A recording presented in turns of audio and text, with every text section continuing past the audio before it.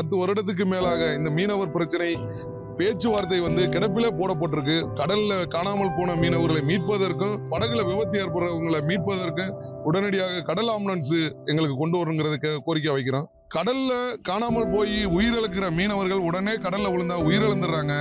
அவங்களுக்கு 3 வருடம் 5 வருடம் கழிதுதான் அவங்களுக்கு நிதி கிடைக்குது.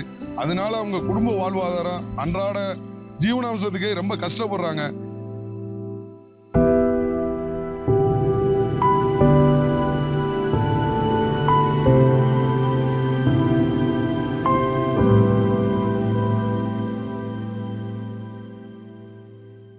தமிழக வெற்றி கழகத்தின் முதல்வர் ஜோசப் விஜய் அவர்கள் பொறுப்பேற்று 2 மாதம் முடிவடையக்கூடிய நிலையில் வருகின்ற ஆகஸ்ட் 5ஆம் தேதி முதல் முறையாக தமிழக பட்ஜெட் தாக்கல் செய்ய இருக்கிறார்கள். இந்த பட்ஜெட் தமிழகத்தில் ஒரு முக்கிய ஒரு எதிர்பார்ப்பை ஏற்படுத்தியிருக்கு. ஏன்னா பொறுப்பேற்று முதல் தமிழக பட்ஜெட் அறிவிக்க இருக்கிறாங்க. இந்நிலையில் ராமநாதபுரம் மாவட்டம் விவசாயிகள் மற்றும் மீன்வளம் தான் அதிகமாக இருக்கக்கூடிய ஒரு பகுதி. இந்த நேரத்தில் மீனவர்கள் பல்வேறு கோரிக்கைகளை முன் வச்சிருக்காங்க. மீனவ சமுதாய மக்கள் இந்த தமிழக பட்ஜெட்டில் எந்தெந்த எதிர்பார்ப்புகளை எதிர்பார்த்துட்டு இருக்காங்க என்பதை குறித்து அனைத்து விசைப்படகு மீனவ சங்க தலைவர் ஜெயசுராஜ் நம்மகிட்ட இருக்காங்க. இது குறித்து அவர்கிட்ட கேட்கலாம். சார் வணக்கம். இப்போ தமிழக பட்ஜெட் அறிவிக்க இருக்காங்க. மீனவர்களுடைய எதிர்பார்ப்பு முக்கிய கோரிக்கைகள் என்னென்ன இருக்கு அதை தெளிவாக சொல்லுங்க. புதிதாக பதவியேற்றுள்ள மாண்புமிகு தமிழ்நாடு முதலமைச்சர் ஜோசப் விஜய் அவர்களுக்கு மீனவர் சமூகத்தின் சார்பாக நெஞ்சார்ந்த வணக்கங்களும் வாழ்த்துக்களும். குறிப்பாக வருகின்ற 5ஆம் தேதி இந்த பட்ஜெட் அறிவிக்கிறதா சொல்லியிருக்கிறாங்க. மிகுந்த சந்தோஷம். இதுல பாத்தீங்கன்னா தமிழ்நாட்டுல நாட்டினுடைய வளர்ச்சிக்கு பாடுபடுற மக்கள் இந்த மீனவ மக்கள். இலங்கை கடற்படையினால அதிகமா பாதிக்கப்பட்டு இலங்கை சிறையிலையும் இலங்கை கடற்படையினால் படகுகள் பறிமுதல் செய்யப்பட்ட படகுகளுக்கு முந்தைய அரசு இழப்பீடு வழங்கியது 6 லட்சம் 8 லட்சம் வழங்கியதுல மாண்புமிகு தமிழ்நாடு முதலமைச்சர் தேர்தல் வாக்குறுதியில அதிகப்படுத்தி அந்த பணத்தை தரும்னு சொல்லி வாக்குறுதி கொடுத்திருந்தாங்க. அது மாதிரியாக இப்போது 50க்கு மேற்பட்ட படகுகள் இலங்கை கடற்படையினால பறிமுதல் செய்யப்பட்டிருக்கு. அந்த படகுகளுக்கு உடனடியாக இழப்பீடு வழங்கி இந்த மீனவ குடும்பங்களுடைய வாழ்வாதாரத்தை காக்கணுங்கிறது எங்களுடைய கோரிக்கையா இருக்கு. அதுபோக நீண்ட வருடங்களாக 10 வருடத்துக்கு மேலாக இந்த மீனவர் பிரச்சனை பேச்சுவார்த்தை கிடப்பிலே போடப்பட்டிருக்கு. மத்திய அரசை வலியுறுத்தி மாண்புமிகு தமிழ்நாடு முதலமைச்சர் அவர்கள் இந்த மீனவர் பிரச்சனைக்கு ஒரு நிரந்தர தீர்வு காணுவதற்கு பேச்சுவார்த்தை நடத்துவதற்கு நிதி ஒதுக்கீடு செய்து இந்த மீனவர் வாழ்வில் ஒளியேற்றணுங்கிறத நாங்க கோரிக்கை வைக்கிறோம்.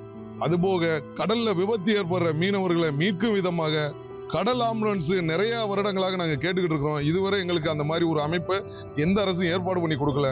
புதிதாக பதவியேற்றிருக்கிற இந்த அரசு உடனடியாக கடல்ல காணாமல் போன மீனவர்களை மீட்பதற்கும் இந்த படகுல விபத்து ஏற்படுறவங்களை மீட்பதற்கும் உடனடியாக கடல் ஆம்புலன்ஸ் எங்களுக்கு கொண்டு வரணுங்கிறது கோரிக்கை வைக்கிறோம். அதுபோக முந்தைய அரசுகள் தூண்டில் வளைவு தங்கச்சி மடம், குந்துகால், மண்டபம், மூக்கையூர் போன்ற பகுதியில் தூண்டில் வளைவுக்கு அனுமதி வழங்கி நிதி ஒதுக்கீடு செய்யப்படாமல் இருக்கு. அதற்கு இந்த பட்ஜெட்ல நிதி ஒதுக்கீடு செய்து அந்த தூண்டில் வளைவு துறைமுகங்களை வேலை முடிச்சு கொடுத்து இந்த மீனவர்கள் பாதுகாப்பா இருப்பதற்கு அதை ஏற்பாடு பண்ணி கொடுக்கணும் எங்களுடைய கோரிக்கையா இருக்கு. கடல்ல காணாமல் போய் உயிரிழக்கிற மீனவர்கள் உடனே கடல்ல விழுந்தா உயிரிழந்துடுறாங்க. அவங்களுக்கு 3 வருடம் 5 வருடம் கழிதுதான் அவங்களுக்கு நிதி கிடைக்குது. அதனால அவங்க குடும்ப வாழ்வாதாரம் அன்றாட ஜீவனாம்சத்துக்கே ரொம்ப கஷ்டப்படுறாங்க. அதனால மாண்புமிகு தமிழ்நாடு முதலமைச்சர் மீனவர் மீது கருணை கொண்டு கடலில் காணாமல் போன மீனவர்களுக்கு உடனடியாக முதலமைச்சர் நிவாரண நிதியிலிருந்து இழப்பீடு வழங்கணுங்கிறது எங்களுடைய கோரிக்கையா இருக்கு. இன்னும் மீனவர்களுக்கு நியாயமான விலை உலகத்திலேயே இந்த தமிழகத்துல ராமநாதபுரம் மாவட்டத்துல மீன்பிடி தொழில சிறந்து விளங்குது. அவங்க பிடிக்கக்கூடிய நண்டு, இறாலு, கணவாய் போன்ற பொருட்கள் வெளிநாடுகளுக்கு ஏற்றுமதி ஆகுது. நியாயமான விலை கிடைக்க மாட்டேங்குது. இந்த நியாயமான விலை கிடைக்கிறதுக்கு ஏற்பாடு செய்து ராமநாதபுரம் மாவட்டத்துல இந்த இறால் பதனிடும் தொழிற்சாலை ஒண்ணு நிறுவி அதுல விலைவாசிக்கு ஏற்றவாறு பண்றதுக்கு அந்த தொழிற்சாலை நிறுவனங்கிறது எங்களுடைய கோரிக்கையா இருக்கு.